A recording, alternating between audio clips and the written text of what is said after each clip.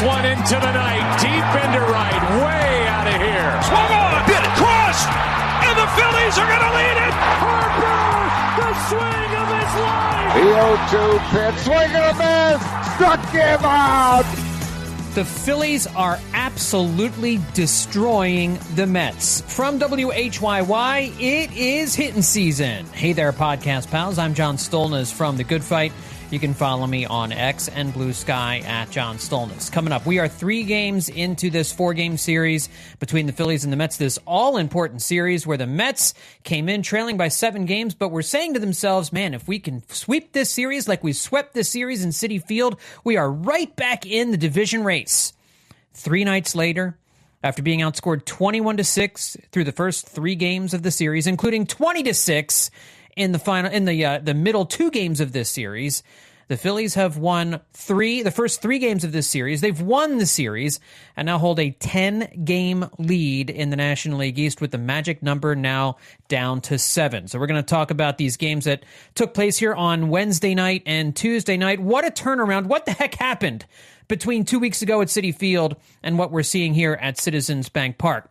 Also going to talk about the Phillies outfield right now playing like the best outfield in baseball. Tell me you thought the Phillies outfield, you would be able to say that in any way, shape, or form this year.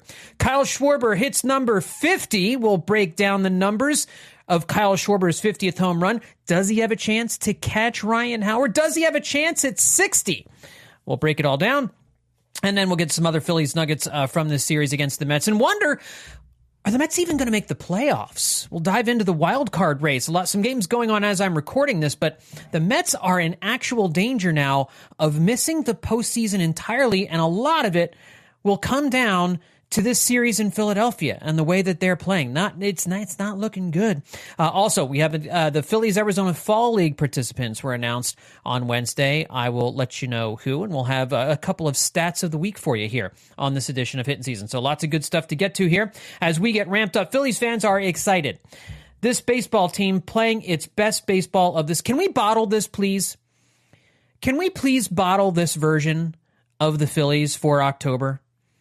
Because after getting humiliatingly swept at the hands of the Mets in Citi Field 2 weeks ago, the Phillies have now returned the favor and then some this week, winning the first 3 games of this 4-game series and outscoring the Yankees, as I mentioned a second ago, 20-6, thanks to their 11-3 win on Wednesday night and 9-3 win on Tuesday night. The Phillies now at 86-60. That's 26 games over 500. And like I said, a 10-game lead in the National League East. It is the largest division lead in baseball. The Tigers have a 9.5-game lead over the Guardians in the AL Central. But the Phillies right now, as we speak, with the largest lead in baseball here late on September 10th. They are red hot, playing terrific baseball. The magic number to clinch the division now down to 7. It's a 10-game lead with just 16 left to play. Matt Gelb noted that the Phillies, if you go back to the trade deadline, the Phillies were actually half a game back of the Mets at the trade deadline and have only lost 2 series since then. And when you think about what these 2 teams did at the trade deadline, I think you could actually say that the trade deadline determined the course of the National League East, because both teams essentially filled the same holes. You had the Phillies go out and sign David Robertson as a free agent a couple of days before the trade deadline, and they went out and traded for Joan Duran. Both of those guys have been absolutely terrific here in a Phillies uniform so far here in 2025. The Mets needed to fix their bullpen, and they went out and they got former Philly Gregory Soto, who made an appearance here in the game on Wednesday and got lit up, as we used to see him get lit up here in Philadelphia, and Ryan Helsley, a guy who was linked to the Phillies over and over again, went out and traded for Ryan Helsley, an electric 2024 NL reliever of the year, electric relief pitcher, great fastball. He has struggled big time in New York. And so those relief pitcher moves not working out for the Mets. The Phillies relief pitchers moves working out tremendously well. And the Phillies and Mets both went out and they got themselves a part-time, or what they assumed was a part-time outfielder. The Mets went out and traded for the Baltimore Orioles' Cedric Mullins to play center field. The Phillies went out and got Harrison Bader to play center field. We all know how great Harrison Bader is playing, and I'm going to run down some numbers here for you in a second. Cedric Mullins has a 174 batting average and a 556 OPS since getting traded. For his last 26 heading into the game on Tuesday night. Helsley, a 10.50 ERA in 15 appearances for the Mets as they started this series. You can make the argument that the trade deadline is what has sealed this division for the Phillies. At Mike Mayer 22 noted something on X. Harrison Bader has 17 hits against the Mets this season as a Philly in 28 at-bats, 17 for 28 against the Mets alone. Cedric Mullins has 16 hits for the Mets all season in 92 at-bats. Tells you a little bit of something about the trade deadline there. This trade deadline was a winner for the Phillies, and it is the difference in the Phillies winning this National League East. Of course, there's more players involved in all that. But the Phillies, again, up by 10 with 16 to play, the magic number down to 7. And don't look now, but after getting swept by the Rangers, the Brewers' lead over the Phillies for the best record in baseball is now down to 2.5 games. So the Milwaukee Brewers have the tiebreaker over the Phils. So the Phillies, if they finish tied with the Brewers would get the 1 seed. And I really, the 1 seed versus the 2 seed, it's not the most important thing. Getting that bye is the most important thing. And if I don't think the Phillies are gonna kill everybody to try and take over the 1 seed for the Milwaukee Brewers. Although if it gets to an NLCS against Milwaukee, you'd like to have home field advantage there. So that makes sense. But you're talking about multiple steps down the road.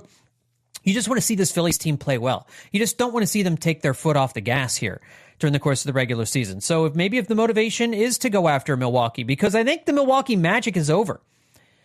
I do. I think the Milwaukee Magic ran out a little bit against the Phillies when they were in Milwaukee and won 2 out of 3. And now getting swept by a Rangers team that's fighting for a wild card spot over in the American Leagues. The Phillies now just 2.5 games behind the Brewers for the top for the top record in Major League Baseball, and still holding a healthy 4-game lead over the Dodgers as the Dodgers began their game here on Wednesday night against the Colorado Rockies. The Rockies have not offered a whole lot of resistance, and as we're recording this right now, the Dodgers have a 4-0 lead in the 4th inning. So I wouldn't expect the Phillies to gain any ground on the Dodgers, but the Phillies keep winning, and so that lead stays at 4 games, and the games shrink away. And of course, the Phillies play the Dodgers for 3 games in Los Angeles next week, and that will likely determine who has that first-round bye, that wild card bye in the playoffs.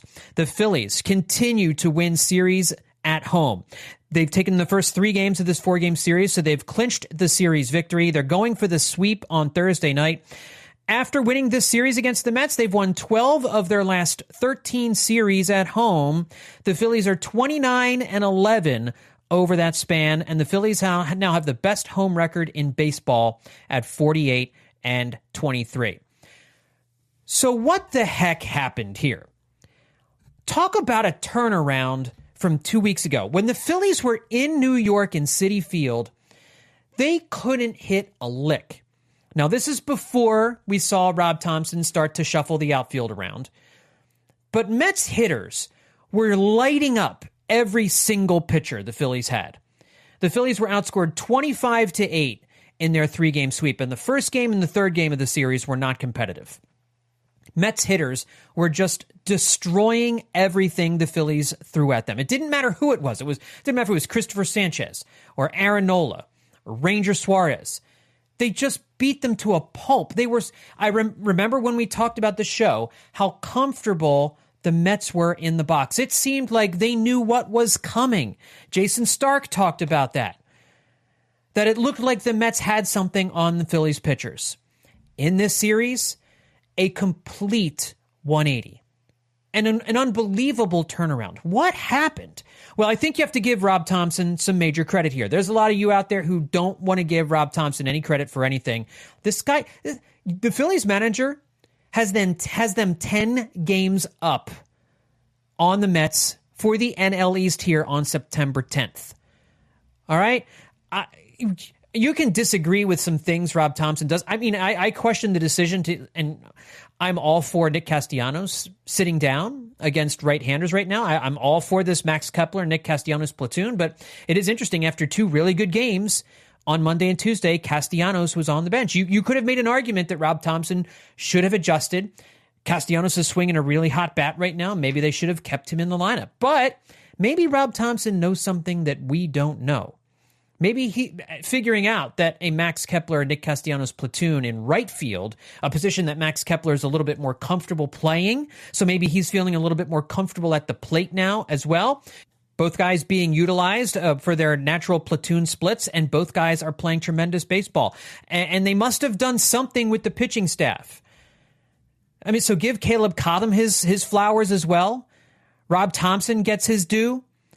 Phillies pitchers have shut down this same Mets lineup entirely here in Philadelphia. The Mets did not score a run until the seventh inning of the second game on Tuesday, 16 innings into this series. The first time the Mets scored a run in this series. They have not looked comfortable at all. And it is a shocking turnaround. Christopher Sanchez, Ranger Suarez, and Aaron Nola all with outstanding starts in this series. Christopher Sanchez went 6 innings on Wednesday night, gave up just 4 hits, 1 run allowed, 1 walk, 6 strikeouts on 93 pitches. The de facto ace of this team right now, the guy who will finish runner-up in the National League Cy Young voting. Man, what a slacker. What a slacker. Giving up a run to the Mets. Ranger Suarez and Aaron Nola didn't give up any runs, Chris. What are we thinking here, bud? Just crazy. Crazy good pitching this week from these three guys. Again, Sanchez, 6 innings, 4 hits, 1 run, 1 walk, 6 strikeouts, 93 pitches. Ranger Suarez on Tuesday, 6 innings, 1 hit allowed, no runs, 3 walks, 12 strikeouts on 99 pitches. That's a career-high 12 strikeouts over those 6 innings. And half of those 12 strikeouts, 3 were against Juan Soto and 3 were against Pete Alonso. Suarez now has 5 career double-digit strikeout games, and 3 of those 5 have come since the start of August. You talk about a guy who is finding it at just the right time. Ranger Suarez, after a blip there for about a month, has rediscovered the nasty stuff, and he's looking like that top-of-the-rotation starter. He shut down 2 of the best offenses in the National League in the Brewers and the Mets over these last few weeks. He typically has not performed well in September. Now, when the calendar flips to October, he's generally very good. But his ERA over the last 3 Septembers is 5.18. He is pitching lights out here in August and September. And overall, Suarez has a 2.77 ERA over 143 innings. He has pitched like the Game 2 starter in a playoff series. Right now, my Game 2 starter is Ranger Suarez. And I don't think anybody would have any disagreement with that, the way he's pitching right now. Aaron Nola, we talked about this. I'm not going to get into this a whole lot because we talked about the Aaron Nola start in the roundtable edition of the podcast that we did, episode 1009. 6 innings, 3 hits, no runs, 2 walks, 7 strikeouts on 94 pitches. And I think it's just the fact that the Phillies recognized the Mets were attacking hard stuff and early in the count when they were playing in Citi Field. So Phillies pitchers threw more soft stuff their way in the beginning of and through the first 3 games of this series. And it really does kind of remind me of what the Mets did to the Phillies in the National League Division Series last year. The Phillies were attacking the baseball towards the end of the season. And you remember, I think the Atlanta Braves had the same scouting report on the Phillies. Throw them stuff out of the strike zone. Don't throw them fastballs. Throw them junk, and the Phillies will chase. And that's exactly what they did. Well, the Mets were doing the same thing in that series at Citi Field, and I think the Phillies, I think Rob Thomson, I think Caleb Cottom caught on to some things that the Mets were doing and changed their game plan. And it has worked beautifully through the first 3 games of this 4-game series. The one other thing, it does make you think about Citi Field, doesn't it? Now, I'm not a conspiracy theorist, except for Spygate and the 2004 Super Bowl the Patriots stole from the Eagles. I truly believe the Patriots cheated to win that game. And I'm also about the turf guy fixing the grass turf for the Chiefs in Super Bowl 57. So basically, I'm just a Super Bowl conspiracy theorist. But I don't know. The Mets' performance at Citi Field is so drastically different than their performance on the road it's interesting. I'll just say that it's interesting. Now, again, the Phillies have the best home record in baseball, but they also have a winning record on the road this year, the Phillies do. And they've beaten some really good teams on the road this year. And the Phillies have struggled offensively at home at different points this year. So but most good teams play much better at home than on the road, and their numbers look a whole lot better at home and on the road. So I'm not making any declarations here, but I just notice, and you can't help but notice, the difference between the Mets playing these two teams, the same teams, playing each other in their home ballparks. I think what this series has done, too, is take some of the mystique away from the Mets for the Phillies, and that if they met them in a postseason series, even if they had to go back to Citi Field, the Phillies know that they can beat this team. The Phillies know that they're better than this team. They're a better baseball team than the Mets. They know it, and now the Mets know it, too. It was a nice sweep for the Mets in New York a few weeks ago, and we were panicking. No doubt about the fact that we were panicking. It did not look good. And since then, the Phillies have gone 10-3 since that 3-game sweep at the hands of the Mets. And they've beaten some very good teams along the way, and they are playing phenomenal baseball right now. One of the reasons the Phillies are playing so well is, at the moment, here through 10 games in September, the Phillies are featuring baseball's best outfield. Throughout this season, and really throughout the last 2 years, the outfield has been the weak link of this team. It has been very difficult for the Phillies to generate any kind of offense, any kind of production from their outfielders. They've tried everything. They've tried Brandon Marsh as an everyday center fielder. They tried him as a part-time guy in left field with Austin Hayes last year. They've tried him splitting time with Johan Rojas in center. They tried Johan Rojas as a semi-everyday player in center. They went out and they signed Max Kepler this offseason to play left field full-time. And then that became a left field platoon with Nick Castellanos playing every day. And now they've decided to essentially give Harrison Bader the everyday job in center field and platoon in left and right field. Since they officially went this direction, the offense has taken off. The Phillies outfield it probably is the most improved single area of any baseball team since the trade deadline. The acquisition of Harrison Bader has gone so much better than anyone, including myself, could have anticipated. He's played tremendous baseball, now elevated to the leadoff spot with Trey Turner out and excelling in that spot. Paul Casella of MLB.com noted that on Wednesday, with Bader, Brandon Marsh, and Kepler going 8 for 14 with 7 RBIs and 5 runs scored, their OPS as a unit here in September is 1143. That is first in Major League Baseball. The Phillies outfield here through the first 10 games in September has an OPS of 1143, and that is with platoons in 2 different spots. This definitely has a 1993 type feel to it. When you had Milt Thompson and Pete Incaviglia splitting time in left. You talk about 2 totally different players, too, by the way.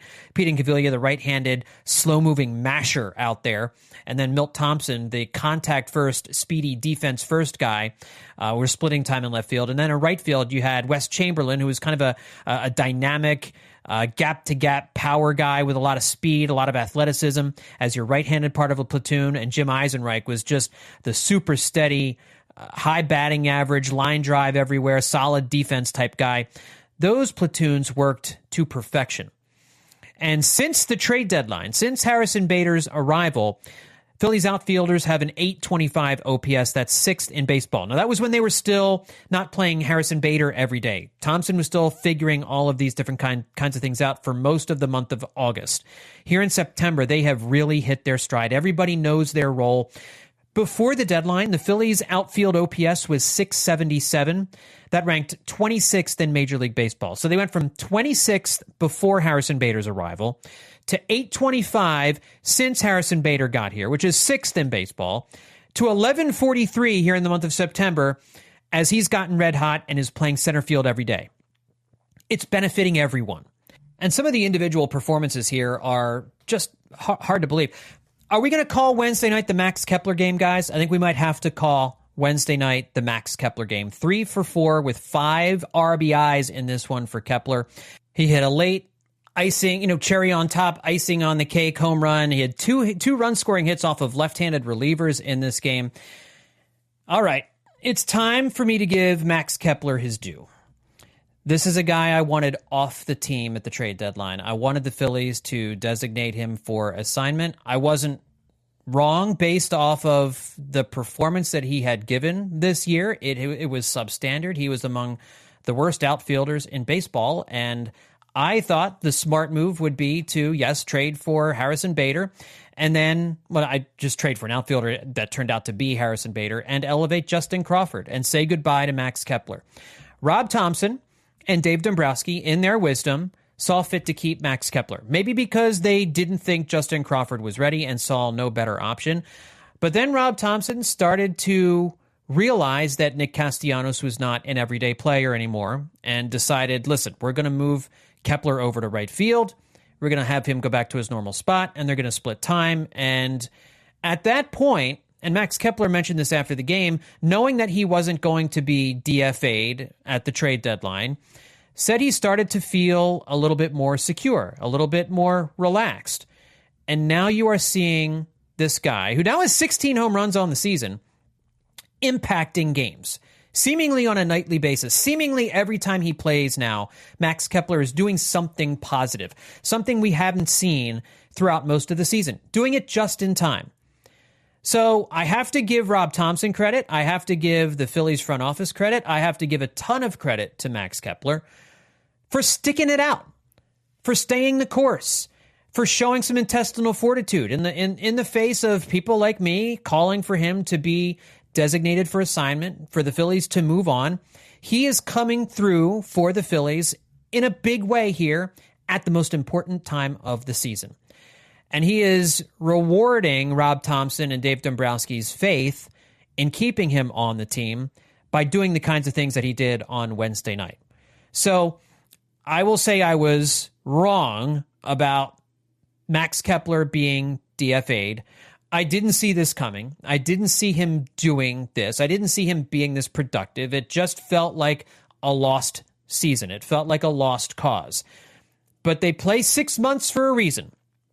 And Rob Thompson decided, let's maintain the faith. And he is being, and the Phillies are being, and Phillies fans are being rewarded for it. So Max, great job. Keep up the good work. I was wrong. There you go. Harrison Bader atop the leadoff spot in place of Trey Turner the last two nights. 5 for 10 with 4 runs, 2 RBIs, and a home run. Brandon Marsh remains red hot. 3 for 5 with 2 runs and 2 RBIs. Like Kepler, he had an RBI double and an RBI single, both well struck off of left-handed relievers in this game. We all know about Marsh's troubles facing left-handed pitchers, and he has really been performing pretty well against left-handers. The Phillies are still going to platoon him with Weston Wilson, but what this does is it allows the Phillies to let Brandon Marsh hit late in games against a left-handed reliever, knowing that his defense in left field is better than Weston Wilson's. So that's a good thing. You don't have to sub out Brandon Marsh in a big spot against a left-handed reliever. He's hitting. This is what you were hoping Brandon Marsh would be when the Phillies pulled off that trade for Logan O'Hoppe back in the middle of the 2022 season. This was the projection that he would be this kind of a player.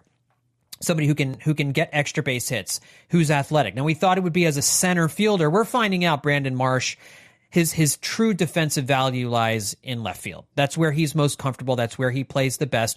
And he's providing enough offensively to play a corner outfield spot. Hitting in the middle of the lineup right now most of the time, too. Coming through in big RBI spots. Making just a lot of contact. He's not swinging through pitches, making a lot of good, hard, solid contact right now. So great stuff from Brandon Marsh, from Harrison Bader, from Max Kepler.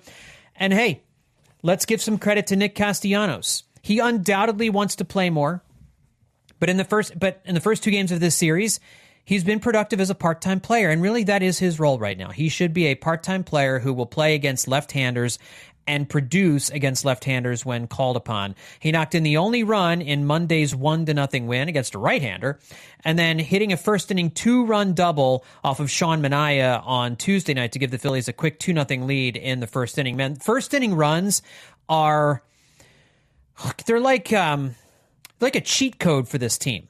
It's almost a death blow given the starting pitching this team has. If you get the Phillies' first inning runs, it's really, really hard to beat them. Because the Phillies starting pitchers will hold that up, and it automatically starts to get the other team pressing. The other team starts to press knowing that you've got these starters in Chris Sanchez and Ranger Suarez, Luzardo, hopefully Aaron Nola continuing it moving forward, that if you get down early, well, then you got to start knocking some runs in whenever you can against these pitchers and taking advantage of any mistakes, because you don't know how many opportunities you're going to get. So first inning runs were huge. That was a big 2-run double by Castellanos in a big spot with runners on base to get the Phillies on the board first. I asked on X on Wednesday, would you rather sign Kyle Tucker at 6 years, $200 million? That's a $33.3 million average annual value. Or would you rather sign Harrison Bader to a free agent contract? 3 years, $38 million. That's the number, I suppose. That's a little over $12 million average annual value. He will likely turn down a mutual option for $10 million, which means he thinks he's going to get a raise. And based on how he's playing, he certainly will. Out of a little over, just under 1,100 votes, 72% of you said that you would rather have the Phillies sign Bader to a 3-year contract worth $12 million a year than Kyle Tucker to a 6-year deal at a little over $33 million a year. 28% of you said Tucker. Now, Tucker's the better ball player. He's an MVP candidate. He's more impactful. But if you sign him, it may restrict your ability to sign other potential free agents, some of whom currently play for this team. And obviously what this team does in October will tell the tale, but I'm not so sure Bader isn't the right call here too. The Phillies are going to add an outfielder. They're probably going to call Justin Crawford up unless they trade him this offseason. So Justin Crawford's going to get an outfield spot. But I think Nick Castellanos is gone this offseason. And so you're probably going to need to call up Justin Crawford and go out and get another outfielder. And maybe Harrison Bader is just the perfect fit for this team, especially as a right-handed hitter in a lefty-heavy lineup. Sometimes a guy just fits. Kind of like Shane Victorino fit the 2007 to 2011 Phillies better than Bobby Abreu. Bobby Abreu is a better player than Shane Victorino. He's a more productive player. He's a future borderline Hall of Famer. Could get into the Hall of Fame. Shane Victorino was a really, really good player. Tremendous moments in the postseason. Big red light player, big game player. When the lights are brightest, he used to play great. But Victorino, just kind of in the clubhouse, was a better fit for those Phillies than Bobby Abreu was. And the Phillies played better with Shane Victorino playing every day in right field and center field than with Bobby Abreu out there. So sometimes a guy just fits right, even though he may not be quite as good a player. And if Bader fits better, given the fact he's right-handed, given his personality with the team, given his production as a kind of a top-of-the-order guy now, looks like a top-of-the-order guy now, maybe he fits better than Kyle Tucker and allows you, or at least fits as well as Kyle Tucker would, but he would allow you the financial freedom and flexibility to, I mean, you're going to have to pay Kyle Schwarber big money. You're probably going to have to pay JT Realmuto. And I think it's an open question about Ranger Suarez right now. I don't think Ranger's coming back because you've signed Wheeler and Nola to the deals you've signed them to. They're going to be here next year. You have Jesus Luzardo for one more year. You got to call up Andrew Painter next year. I think Andrew Painter starts the season in the big league rotation. So you've already got 5 spots spoken for. Right? If I'm doing the math right, Jesus Luzardo, Aaron Nola, Zach Wheeler, Andrew Painter, and I forgot Christopher Sanchez. Christopher Sanchez isn't going anywhere. So where does Ranger Suarez fit in? Unless you're going to trade one of those other guys. You're going to trade Luzardo with 1 year left on his deal. You could do that. You could trade Jesus Luzardo with 1 year left on his deal if you think you can get another fit someplace else. And that could be something that happens. But would you rather just have Jesus Luzardo for 1 more season and not dump all that money into Ranger Suarez and give you more flexibility? That's what the Phillies are going to have to work out here. I still think it's not a slam dunk anymore that Ranger Suarez is definitely leaving, which I thought it was at the beginning of the season. But I still think it's far more likely than not. But I did think it was interesting. 72% of you said you would rather sign Harrison Bader to the shorter deal as opposed to 28% who would rather sign Kyle Tucker to a bigger deal. And I don't know if that's what either of those guys is going to get. They were talking about Kyle Tucker being a $400 million player. I don't see that. I don't see that. I think he could make north of $200 million. I might be a little off. He could be a $40 million a year player. So that would mean 6 times 40, it would be $240 million a year. Is that right? 6 times 40? Yeah, $240 million, $40 million a year. Yeah, I could see that. And that's a lot of money for a Phillies team that is already well over the luxury tax. So we'll see how that all pans out. All right, it's a good, how far into this podcast are we here? We're a good half an hour into this podcast, and we haven't even gotten to Ryan Howard's 50th home run. What a moment at Citizens Bank Park on Tuesday night. The Phillies have been playing baseball for 142 years. And there were decades where it didn't seem like the Phillies would ever be good again. I mean, you had the 20s and the 30s and the 40s where it just felt like so much bad baseball. So many bad players came through, and you had the good player occasionally sprinkled in here. More than 2,000 people have played baseball for the Phillies.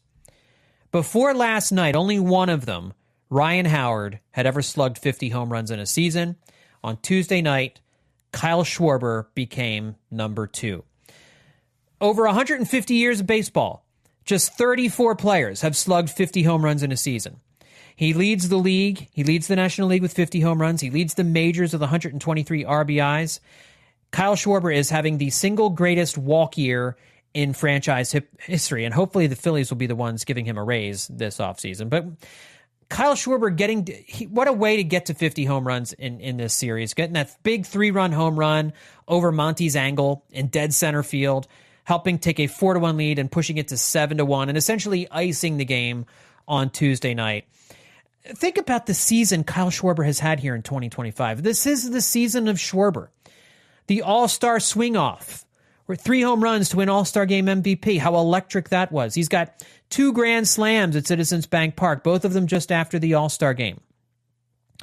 He has all those postseason moments in 2022. People forget that in the 2023 NLCS loss to the Diamondbacks, he had 5 home runs in that series. 5 home runs in that NLCS the Phillies lost. In his 4 seasons in Philadelphia, 181 home runs. 181 home runs in just 4 seasons in Philadelphia. He has cleared 45 home runs 3 times. Ryan Howard is the only other Philly to do that. And there have been only 16 seasons in franchise history in which a Philly has hit more than 40 home runs in a season, and it's been done by 7 different players. Howard did it 4 times. Schwarber and Mike Schmidt each did it 3 times. Chuck Klein and Jim Thome did it twice, and then Cy Williams and Dick Allen each did it once. Now, getting to 50 home runs has been a little bit of a weird path for Schwarber over the last month. From August 22nd through the 27th, and this includes the Citi Field game, a series, Schwarber did not hit a home run in 6 straight games. But after that series at Citi Field, Kyle Schwarber decided we need to just put this to rest. We need to cleanse the palate. And so he decided to come home against the Braves and cleanse the palate with his historic 4 home run game against the Braves on August 28th. 4 home runs in a game. Another legendary moment for Kyle Schwarber here in 2025. And then he went 10 straight games before Tuesday night's 50th home run. So you had 6 straight games where he didn't hit a home run. Then he hits 4 in a game, and then he goes 10 games without one. So that's 16 out of 17 games in which he didn't hit a home run. But then that other game was the 4 home run game. I think I mentioned it on the Roundtable podcast, like a little island in the middle of the ocean. So obviously now the number is 58, Ryan Howard's team best number that he set in 2006. In order for Schwarber to catch him, he would need to hit 8 more home runs over the final 16 games of the season. Schwarber did not hit a home run on Wednesday night. Schwarber has had stretches like that this season. From April 29th through May 14th, Schwarber slugged 8 home runs in 15 games. From July 8th through the 25th, he hit 9 home runs in a 12-game span. And from July 22nd through August 11th, he hit 10 home runs in an 18-game span. When he gets hot, the dingers come in bunches. So we know that he can do it. His 50th home run may just be the start of a 2-week hot streak that could even make more history. To 58, 59, 60. But until then, let's just celebrate 50. Because it only happens twice every 142 years, gang. That's kind of how it goes. So Kyle Schwarber, another magical night at Citizens Bank Park this season. A couple other Phillies nuggets here for you. Let's talk about Bryson Stott and some of the impact that he had in the first two games of this series. There was a play right before Schwarber hit number 50, where the Phillies scored 4 early runs, but then just the offense disappeared until the 7th inning. And Bryson Stott hits a ground ball to third base. Mark Vientos fields the ball. He's playing on the dirt, so he's not playing too far back, but also playing in a normal spot. He's taking his time. Mark Vientos gets the ball, kind of shuffles his feet, and throws to first base. It didn't look like he took an exorbitant amount of time, but he expected Bryson Stott to be going 3/4 of the way, running 3/4 strength, 3/4 speed down the first baseline. Bryson Stott, hauling rear end out of the batter's box, beats the throw. I mean, it wasn't a softly hit ground ball. It was a normally hit ground ball right to the third baseman, and Bryson Stott just beat it out. His hustle and Mark Vientos' laziness allowed Stott to get that infield single, which led to Kyle Schwarber's 3-run home run, his 50th of the season. Schwarber does not come to the plate there if Stott doesn't hustle out of the box and beat that routine grounder to third. Stott went 3 for 4 with 2 runs scored and an RBI in the game on Tuesday night. In the game here on Wednesday night, Bryson Stott, I'm looking it up right now. I didn't see him. Stott went 1 for 4. Now with a 706 OPS on the season. In the second half, coming into Wednesday, Stott has a 289 batting average with a 367 on base and a 484 slugging percentage. That's an 852 OPS and a 134 weighted runs created in the second half. Those are better than his numbers in 2023. The great Bryson Stott season, when he hit 280, 9 points better in the batting average, 329 on base. Like, he has a 38-point increase in his on-base percentage, second half numbers of this year compared to 2023, and a 484 slugging percentage compared to 419 in 2023. The OPS is about 100 points higher, and he's got 30 more weighted runs created plus than he did in 2023. So right now, Bryson Stott is playing better than he ever has, is the main point that I'm trying to make. And making the hustle plays, making contact, hitting the ball all over the field, providing that offense at the bottom of the lineup that is invaluable to a team. Is really stretched. He and Brandon Marsh have really stretched the lineup and made this a much more dangerous team, playing much better baseball than they were in the early part of the season when we were all wondering if the daycare was soon to be bye-bye. Also want to give a little shout-out to Otto Kemp. Brought back up to the majors from AAA with Alec Boehm going on the injured list. He's not killing it, but he's doing stuff, man. 1 for 4 with a run and an RBI on Wednesday. 2 for 3 with a run and an RBI on Tuesday. Like, those are contributions. Important contributions from Otto Kemp. Stepping up for Alec Boehm. Go get it, Otto Kemp. Really good to see. I mean, everybody has to make a contribution. I do want to just give a shout out to Donovan Walton, who got the start at second base in this game. Stott started at shortstop in this one. Edmundo Sosa got the night off. Donovan Walton goes 0 for 5, but does get an RBI in this game. So Donovan Walton officially with a statistic, a positive statistic, a contribution here for what will absolutely be NL East champions for 2025. Now, let's talk about the Mets real quick.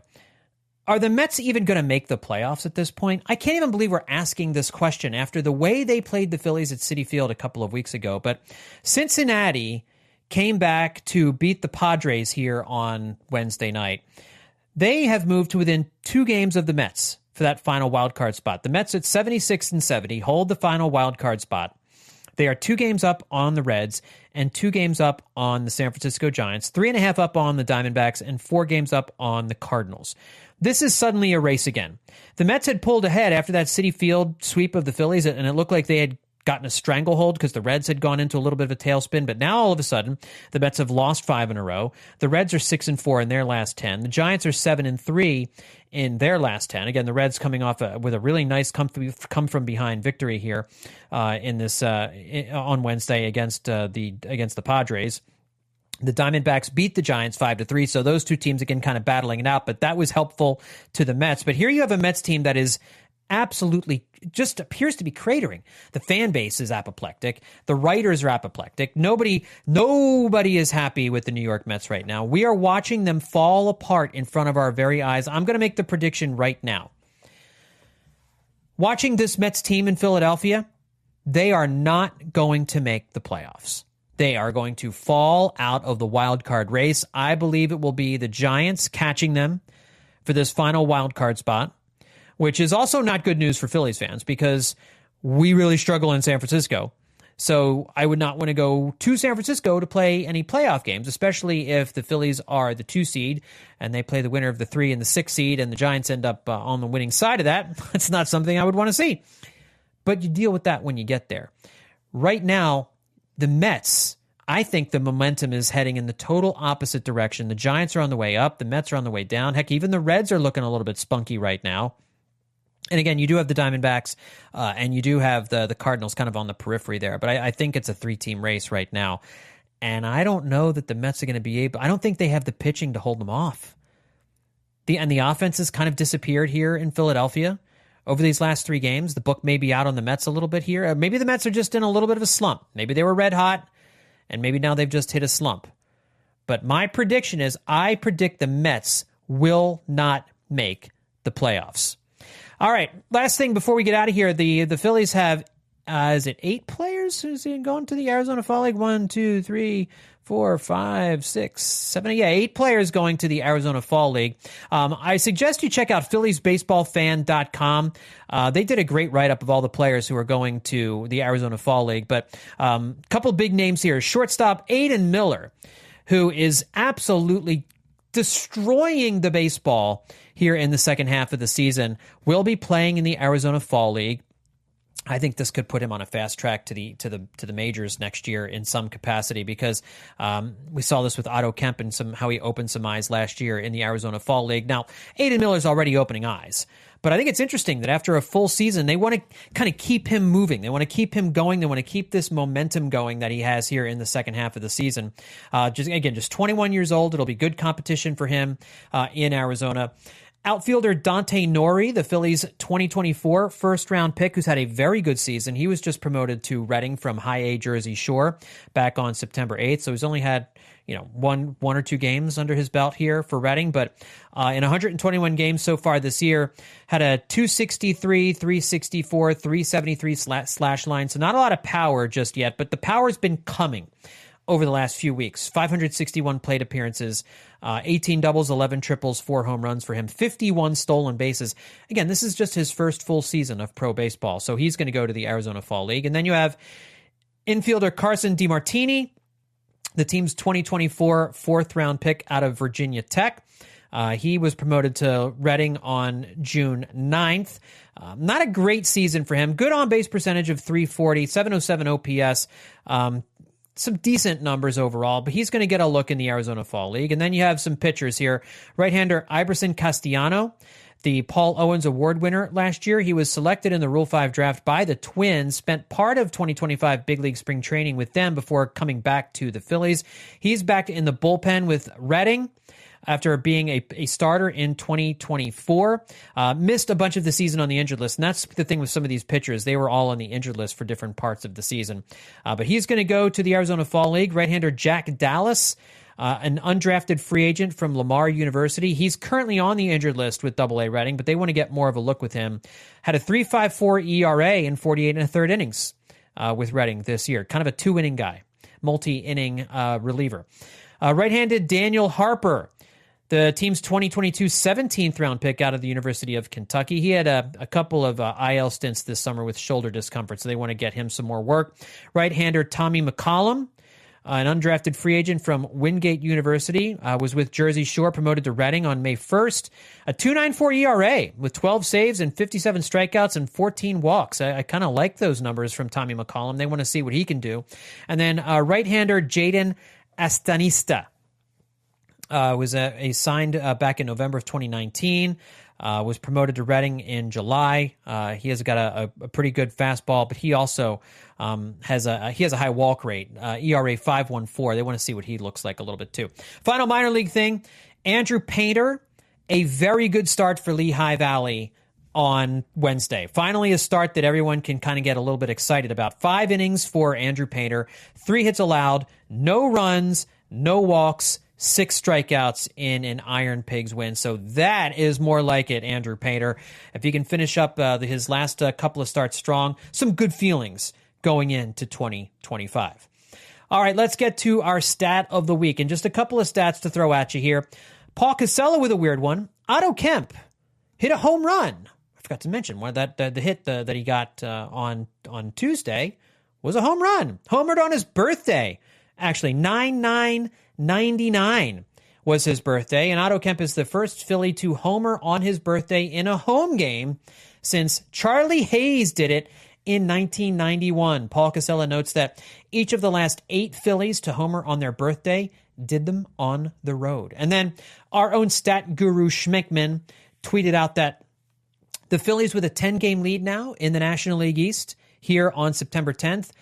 In 143 seasons of Phillies baseball, the only 2 seasons in which they held at least a 10-game lead on September 10th or later was in 2011 and in 2025.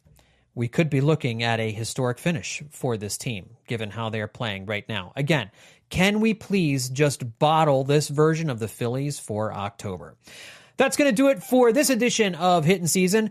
Friends, make sure you tell your family and your other friends about the Hittin' Season podcast. We're on Apple Podcasts, Spotify. Leave the 5-star rating at Apple Podcast if you would, please. Let me know what you think about the show, but just take a second if you listen to us on Apple Podcasts. If you haven't left a 5-star rating and you do like this podcast, it only takes a second. You don't have to leave a comment, although I would love one, but bang out those 5-star ratings. We would love to get you to do that. That would help the podcast grow tremendously.